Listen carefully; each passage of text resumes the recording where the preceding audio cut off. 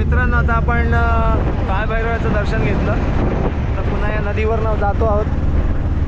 मग अशी तिकडे मंगलधाम वगैरे आपण बघितलं आणि आता आपण ऋणमुक्तेश्वर मंदिर आहे तिकडे जातो आहोत. आणि त्याच्यानंतर मग आपण महाकालच्या दर्शनाला जाऊया. हा आहे सरळ रस्ता. मित्रांनो, आपण इथे ऋणमुक्तेश्वर मंदिरात आलो आहोत. हे पाहू शकता. या ठिकाणी असं म्हणतात कुठल्याही प्रकारचं आपल्यावरती कर्ज वगैरे असेल, जाने अनजाने में लिया हुआ, राजा हरिश्चंद्र जी का कर्ज मुक्त हुआ है, चढ़ता है पीला दान. आपके नाम गोत्र के साथ चढ़ता है ये दान, 1.25 किलो चने की दाल का संपूर्ण दान. अपने पितरों के पूर्वजों के सभी प्रकार के ऋण से मुक्ति है. चढ़ाइए 1.25 किलो चने की दाल का संपूर्ण दान, परिवार दान. अशा पद्धतीने ते दान केलं की तुमचं कुठल्याही प्रकारचं ऋण असेल त्यातनं तुम्ही मुक्त होता. हुआ वहाँ पर कर दीजिए फोकस. अच्छा, हाँ, उस पर सारा लिखा हुआ है पूरा. ओके ओके, यहाँ की महिमा. ठीक है ठीक है. ले जाइए अपना ऋण मुक्ति दान, कर्जा मुक्ति दान, चढ़ाइए महादेव को पीला दान. मित्रांनो, तर मी जल घेतलंय आणि ते दान सुद्धा घेतलेलं आहे. आई आतमध्ये गेली आहे. तर आता आपण करूया, जे काही असेल ते पूर्वजांचं ऋण आपल्याकडनं मुक्त होऊन जाईल. तेवढंच एक आपल्या हातून सेवा होईल म्हणून म्हटलं की करूया दान. मंदिराच्या बाहेर गणपतीचे मंदिर आहे. मित्रांनो, आपलं दर्शन व्यवस्थित झालं, अभिषेक पण व्यवस्थित होतो. आणि या ठिकाणी तुम्ही पाहू शकता भरपूर असे शिवलिंग आहेत. या ठिकाणी मला सगळ्यात जास्त गोष्ट आवडली ती म्हणजे हे ठिकाण. या ठिकाणी सर्व पारंब्या खाली आल्या आहेत आणि त्यामध्ये महादेवाची पिंडी आहे.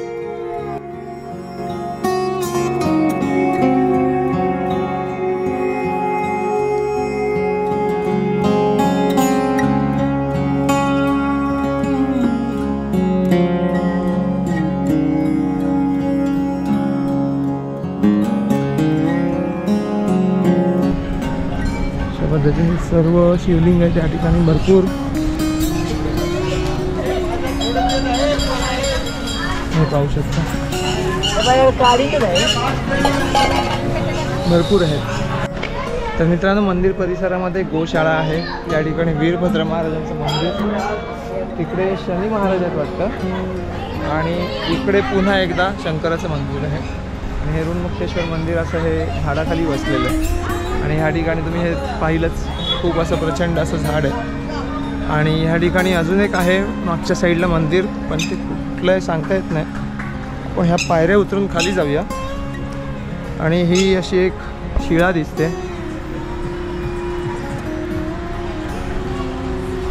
आणि या ठिकाणी शनी महाराज आहेत. शनी नाही, यम आहेत, यम महाराज आहेत. आणि नदीची परिस्थिती, अवस्था प्रचंड वाईट आहे. या ठिकाणी आलो आपल्याला की हे समोर एक मंदिर आहे.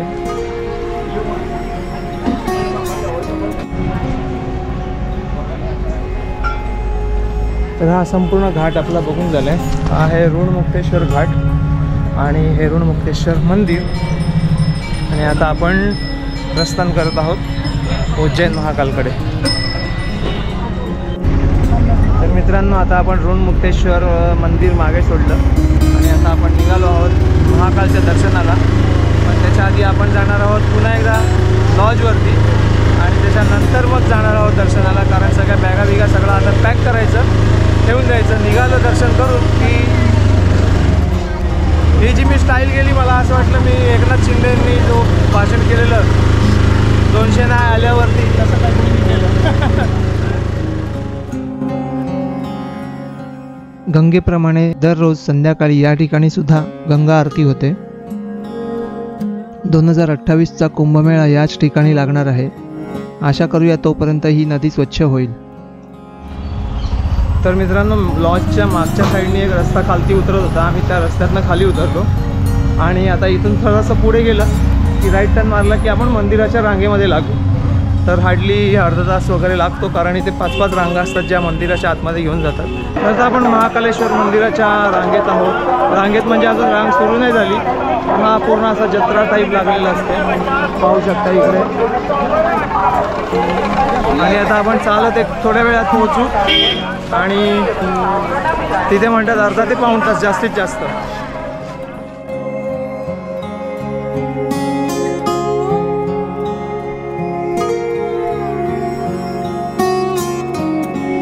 इकडून बाहेर सोडतायत लोकांना, इकडून एंट्री आहे. दर्शनाची ही रांग आहे लांबपर्यंत.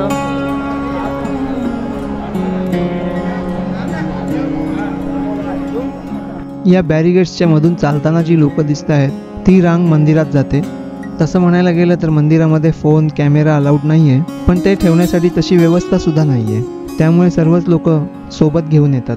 पुढे जाऊन दर्शनाची रांग अरुंद होत जाते, त्यामुळे या ठिकाणी आपल्याला गर्दी दिसत आहे. गर्दी दिसत असली तरी महाकालेश्वराचे रूप आपण नजरेत साठवून ठेवू एवढा अवधी आपल्याला मिळतो. मित्रांनो, आपण इकडून दर्शन करून निघालो. आता जाऊया जरा मागे बघायला कसं आहे. इकडे लेझर शो असतो म्हणतात, पण संध्याकाळपर्यंत आपण थांबणार नसल्याने आपल्याला तो पाहता येणार नाही. मंदिराच्या परिसरात तिकडे बरीचशी मंदिरं आहेत, छोटी छोटी, पण अगदी छोटी आहेत, त्यामुळे ती तुम्ही पाहू शकता जर वेळ असेल तर. आणि या ठिकाणी हा छान परिसर कॉरिडॉर बनवलेला आहे, महाकालचा कॉरिडॉर छान बनवलेला आहे. आणि वेळ जर तुमच्याकडे असेल तर तुम्ही पूर्ण दिवस या कॉरिडॉरमध्ये घालवू शकता. प्रसाद लाडू 50 रुपये 100 ग्रॅम. तर मित्रांनो, आता आपण आलो आहोत हरसिद्धी मंदिराकडे. हे त्याचं एंट्रन्स प्रवेशद्वार.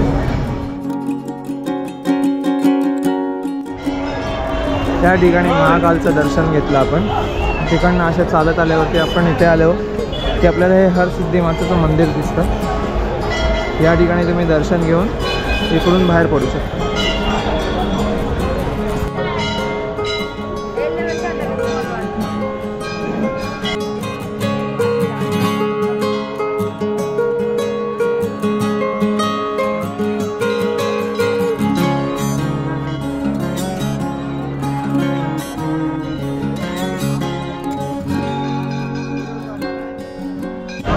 तर मित्रांनो, हरसिद्धी मातेचं दर्शन झालेलं आहे आपलं. ती राजा विक्रमादित्य होता त्याची कुलदेवी, त्यामुळे या देवीचं एक महत्त्व आहे. आणि आता आपण इकडनं खाली उतरत आहोत. पुढे गेलो तर हनुमान मंदिरात जाऊ, नाही तर मग सरळ आता लॉजवरती जाऊ. विक्रमादित्य राजा हा शेवटचा राजा आहे का, याच्यानंतर कोण राजा होऊ शकत नाही इकडचा. आणि इथे जो मुख्यमंत्री असो या प्रधानमंत्री असो, इथे उज्जैनचं दर्शन घेतल्यानंतर कोण थांबत नाही. जो थांबला त्याची सत्ता खाली पडणार. असं कर्नाटकचा येद्युरप्पा म्हणून त्यांची सरकार तो येऊन थांबलेला आणि त्याची सरकार पडली. एक्झाम्पल. चला खाली उतरूया.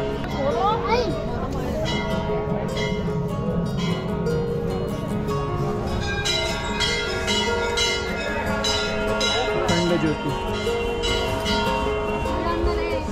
तर असं या पद्धतीने खाली तुम्ही डोकं घालून बघू शकता आतमध्ये. एकाने 3 जण बघू शकता एका वेळेला. देवीचे हे रूप आहे. तर आता आपण खाली जाऊया इकडून. मित्रांनो, आपल्या त्या वाटेवरतीच इथे एक हनुमानाचं मंदिर आणि खूप सुंदर असं हनुमानाचं मंदिर आहे, हे तुम्ही पाहू शकता.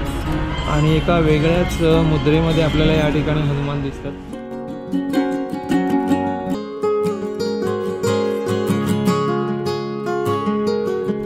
आता या ठिकाणी आपण दर्शन केलं आहे आणि आता आपण पुढच्या वाटेला चाललो आहोत.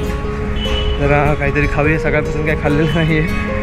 तर खाल्ला म्हणजे मग अशी प्रसाद खाल्ला, पण इतर काही खाल्लं नाही आहे. त्याच्यामुळे जरा एनर्जीसाठी काहीतरी हवं. जाऊया आता.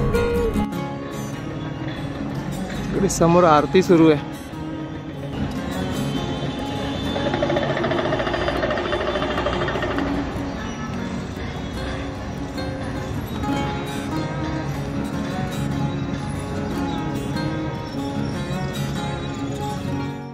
पुलाखाली असलेल्या या चित्राने मला वाराणसीच्या गल्ल्यांची आठवण करून दिली.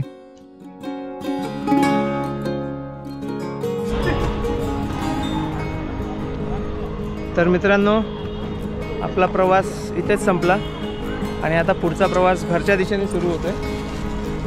तर पुन्हा भेटू पुढच्या कुठल्या तरी प्रवासात. ओके वैभव मल्ल. चला मग, बाय बाय. व्हिडिओ आवडला असेल तर लाईक शेअर सबस्क्राईब करत राहा. धन्यवाद. जय हिंद, जय शिवराय.